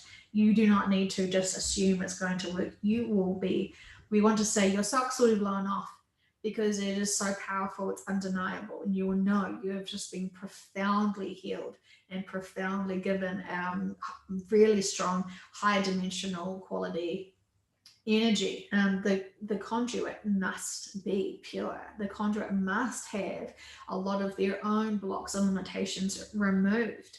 And while all healers hope that they're doing a good job, the client really can tell where there are blocks and where there aren't. So if you're one of the beings that needs higher vibrational, really pure energy, you need to ask the universe to be guided to those healers, because they will appear to you. They are out there, they are out within your communities. They may not even know what they are able to tap into. So we're saying, if you're impatient and for these med beds, ask the universe to find a healer who is ready to be empowered to step into that role. Because they're also starting to notice that they have done a lot of inner work recently, and they are able to tap in with your intentions, both of you, to be able to reach high dimensional energies for profound healing. Ask and call on the Arcturians, ask and call on your guides, ask and call on all of the universe to support you in this, because you are wanting to heal yourself, because you're wanting to be part of helping humanity now at this point, and not be helping just yourself and then ignoring everyone else. You're wanting to be of service. And this is when the universe will give you all of your wishes and more. Oh, beautiful. Thank you. And that's a good reminder, and to ask and what we are capable of accessing even and tapping into. So thank you. Well, is this how energy and healing will take place and be exchanged on New Earth, or will there be technologies on New Earth? There is, you could tap into the energies within your physical, because you are slightly still physical, so you're wanting to play with that while you still can, because when you advance in the higher dimensions of the fifth dimension, knowing that it's multi-layered within itself, the more you become less physical, you will not be able to do such manipulation of energy as such. So it is fun to play with it physically. It's fun to fly. It is fun to teleport.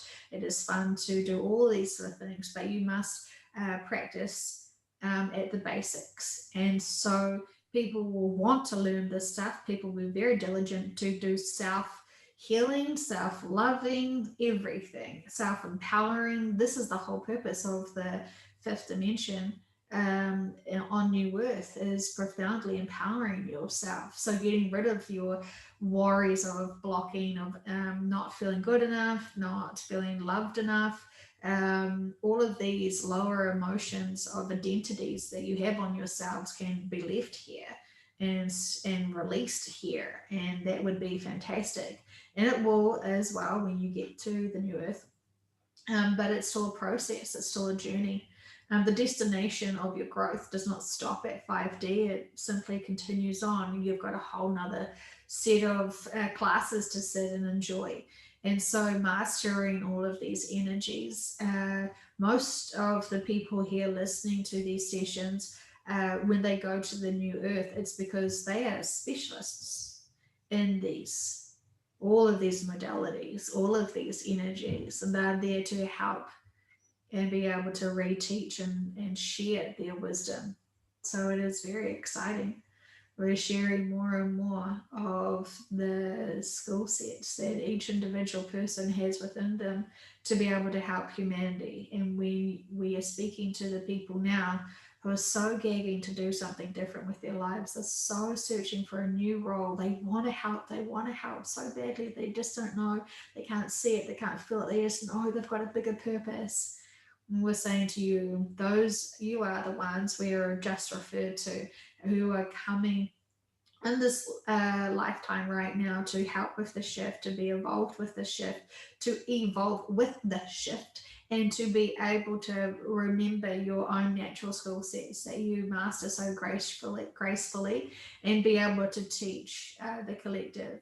There are so many people, as you understand, that are going to the new earth that you need many teachers, many healers, many people to help, and it is a beautiful time to empower all of humanity at the same time as they're going through this. And it is exciting, and it's you learn from each other so profoundly, so quickly, and be able to have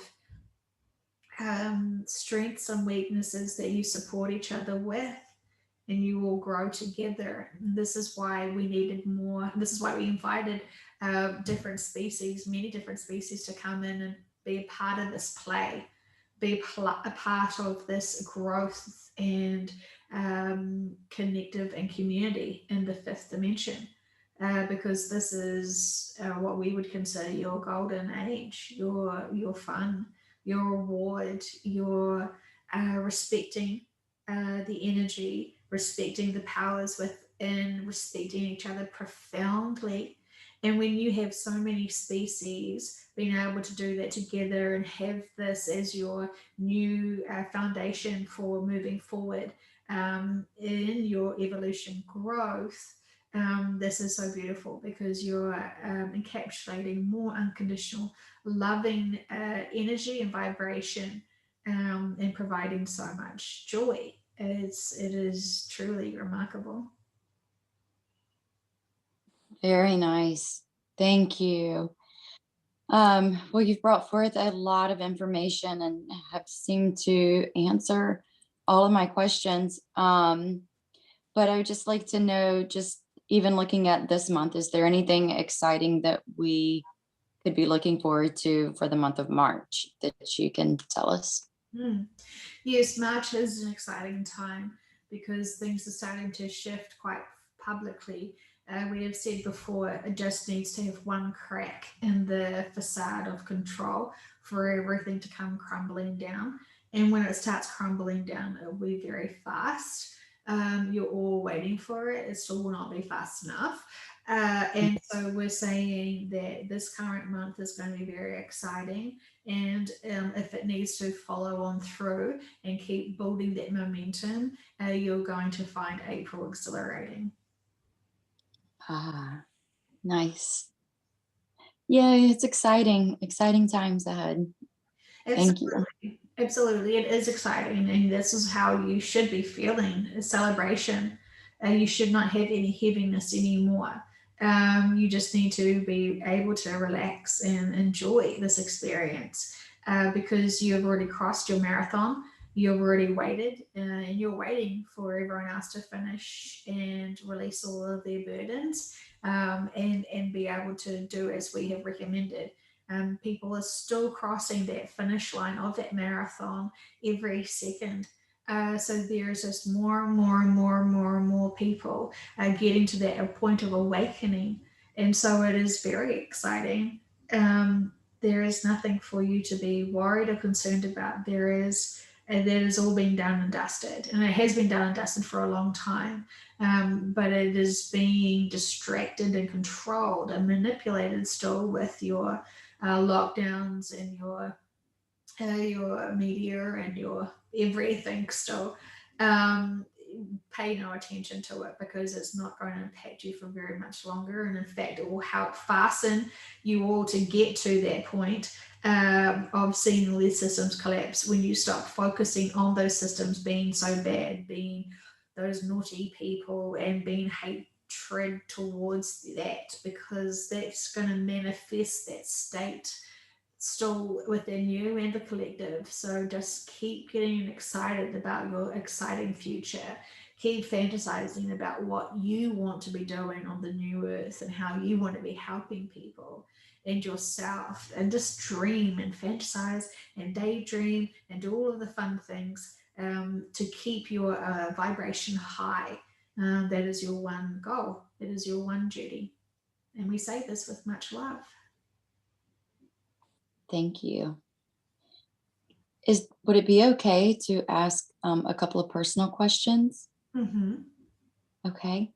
I know Joanne has connected with a lot of different beings in her sessions, and she has made a connection with Nostradamus again just recently. Um, what is her connection and contract with Nostradamus? Mm. Yes, it is a life contract that they would be helping each other, because while he helps her, she helps him. It is a strange consideration to think that you have a life contract with someone who's in completely different centuries. But when you are making contracts, it is not time dependent. You could have a contract for someone you could never meet to have that experience. Whether it is someone who has planted a tree in your favorite field that you love seeing every day on your walks, there was a contract that you would enjoy and that they would do that for you. And so there is many connections, so much more than the big contracts of husband and wife, mother and son. Those are the bigger contracts, but there are much smaller ones as well.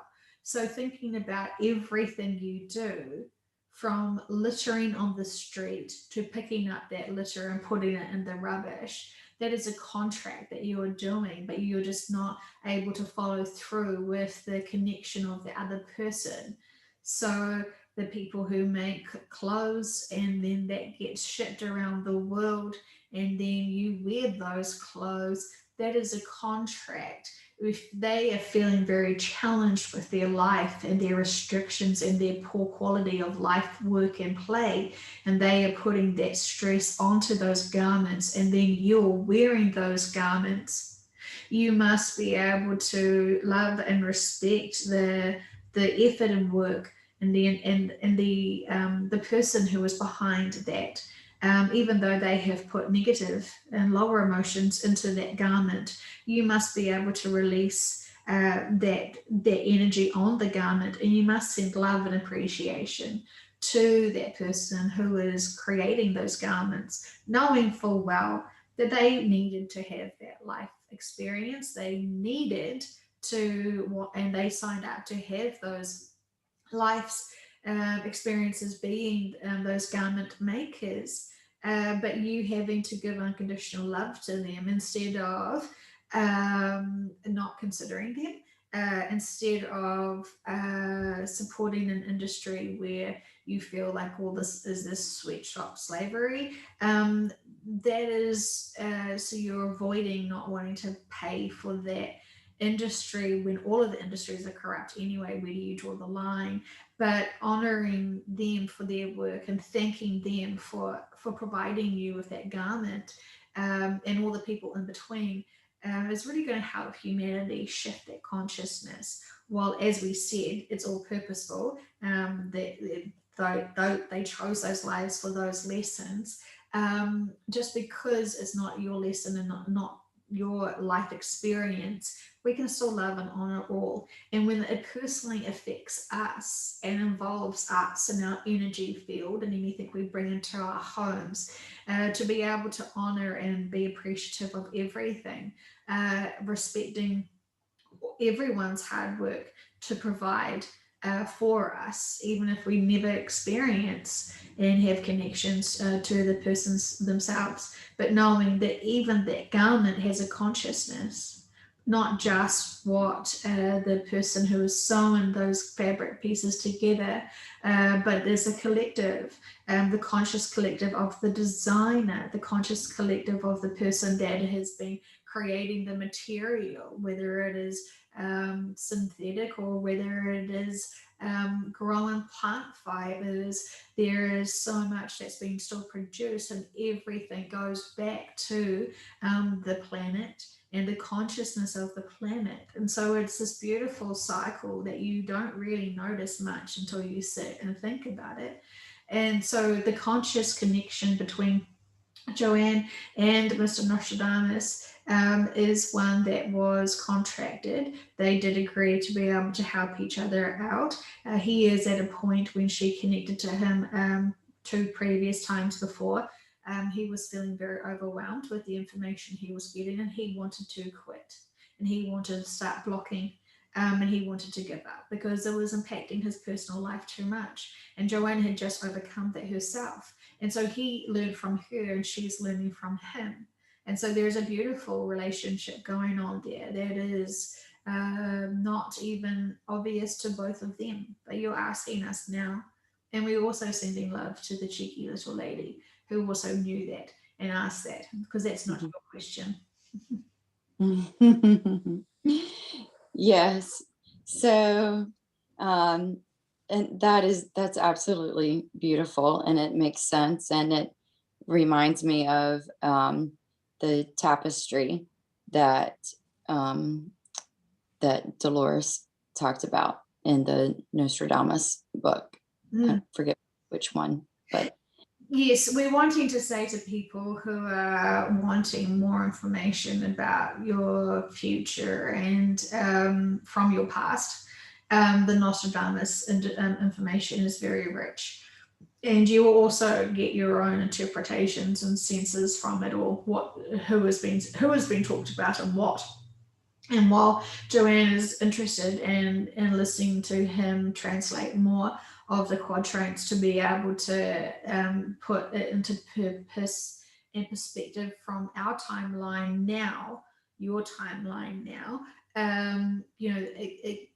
it is a really exciting, interesting connection for Joanne to be able to do for many reasons, not just the information from the quadrants. But it is so purposeful that it is coming out now and being translated out now.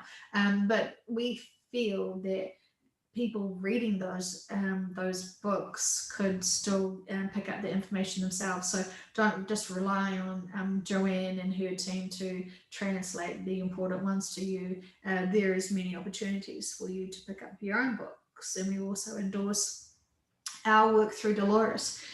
Because we were the ones providing the information from the books. And while she was trying to explain and justify the information and convince you all that she wasn't making this up and her clients were not crazy, this is legitimately real, and she has worked so hard to be able to not make anyone think that she is a fake and a fraud and tricking people, as she was many times accused of. So she really laid out her work, and not just for the interest of a reader, but also for a guiding tool for the practitioners. And this is the frustrating thing that she is feeling when she was alive, was that people were just refusing to read her books. And the practitioners almost should, instead of just doing 7 or 100 practitioner clients to be able to advance themselves, understanding and reading her books and her processes, it's all there. And if you're not passionate enough to read her books and understand the content and her purpose and her working, then you're probably not passionate enough to be a really good practitioner. And this is not judgment, but this is not a hobby. This is not a gimmick. This is not entertainment, this work. This is something beyond. It's a gift for humanity. And when you when you don't respect your gifts, they are not often there for you to tap into when you have ill intent. mm-hmm. Yes. So with Dolores's work, and I know y'all have had lifetime together before, but what is your what is your contract with her now? Because I know too you've had a lot of synchronicities within her work and your own personal life. Can you tell us what your contract is? Yes, it is twofold, because there is two essences that are working with Dolores in this vehicle. So there is the respect and karma from Johnny that wants to continue this work from this perspective when he couldn't previously. And so this is the reason why he's chosen this vehicle, to be able to be that walk-in essence. And then for Joanne, to honor, it's both the same in terms of to honor Dolores, to honor humanity, to be able to be the best to help really understand this work profoundly and be able to share freely this information. And so Johnny's doing this with a little bit of karmic stuff on the side. He has to understand and see and experience the challenges of raising children and doing this work and being so passionate and driven as Joanne is, and he is coming along with the right to see how profound it is. He needed to see this and experience this because he wanted to come in and live and experience this lifetime to be able to really understand the perspective from Dolores, because he did not, being in the era he was, he did not see Dolores and all the work that she had on her plate, and he did not respect that. And now, when he was wanting to have this extra walk-in experience, he wanted to profoundly experience that. And so when Joanne is feeling really frustrated with unbalance, she knows that this is purposeful for Johnny to be able to experience it, and then for them both to overcome it and to be able to release the frustrations of it, add more joy into their lives, and see where the balance is. And also it's there's so many connections to these two essences, all diligently wanting to honor Dolores, this work, and humanity. Wow. Wow. Wow. It's like there's a lot of depth to that though. It gave me chills. It is Um, very layered. It is very layered, and Johnny, even though he knows that the connection between Dolores and Johnny is all, there is no hard feelings, obviously. It is, he's feeling bad, and he felt bad about him not being the most supportive, but he also knows that that was the most appropriate for him, because they were trying, the accident happened to delay the work. There was a time where if they had worked together as a team and got more information out, they would have been taken out, or their work would have been edited heavily. It already was delayed so many times with publishing issues and delays with many things. The work needed to get out for humanity perfectly, but it needed to be at the right time, and there was needed to be a lot of protection around it. And so they were still too early. The accident was supposed to delay. Johnny's accident was supposed to delay, and it did, but it was very purposeful. However, he did not see it from the metaphysical perspective and purpose, and so he became very frustrated. He was unable to earn money for his family, and it put a lot of strain on the relationship, his manhood, and his purpose for living. So he did struggle a lot with the accident and what happened afterwards, and he regrets not being able to be more able to see things from the bigger picture and see the purpose of it. He should have, what he realizes is he should have been able to use his work to be able to help. Remembering this is his work, he believes that he knows he was the hypnotist that created a pathway through his accidents and passion of this to find this work and this method. And so this is why he really wanted to be able to be here at this time to experience it from the others. So all of Joanne's choices in her life, including Johnny's in his past life and this current essence of this life that he is now evolved with, is very purposeful. And this is why many people are inspired listening to these sessions and wanting to take the courses, assuming that they will be able to have the same information, same connections, and the same everything that they assume it just gets given to Joanne. They do not understand what is within her, what is her life purpose, and what is the driving force behind it. So it is very purposeful what she's getting and how she's been living and experiencing things, just like other people get to experience. But it is all purposeful. We do not want to. We feel like we have gone off track. Oh no, that's okay. It's really beautiful to hear. So thank you for sharing that. Mm. And then lastly, I would just like to know what the connection is between myself and Joanne and how we have known each other before. Mm. You are Victorian. You have been working alongside. This is no coincidence. You were also experiencing. You were part of the crew. So when you did teleport the children from the island, with your kind-hearted nature and compassion, you were able to support those children who were in shock and confused. This is a role you're going to do on the new earth. This is part of what your journey is. You've already been doing this. You've already been doing this for so long to help humanity.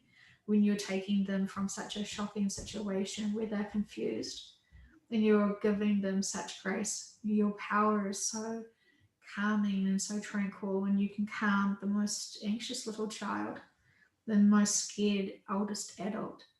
And so, with your grace and your energy that you're able to support and nurture, you are one of the most friendliest faces, we say, for people to connect and to realize that they're in a safe place. It may be strange and bizarre and surreal at the same time, but with you embracing them, your natural body on the ship is so calm and so graceful and so soulful that they feel instantly connected to you as if they are your long lost children. And so they just fall into your comfort, knowing that they are cared for so well. And they listen to you and they support each other as you see, and nurture all of them. It is not the only, you are not the only one that is these creators, but it is an important role. And so this is part of your connection to humanity, is always being to help save them. And this is no surprise you're here now to be able to do that. You did want to have other experiences in physical. So you did like to explore lots of different things while you were still in this facility. So you have had many other lifetimes on this planet. You were more brave than Joanne, who refused to get her feet wet. But there was also different roles. And so it is not soul family, but it is the same species, and the mutual respect of each other's roles is natural and still continues on with this relationship you have in your vessels that you have at this time. That's beautiful. Thank you. I'm honored. Thank you, thank you, thank you. And that is all for today.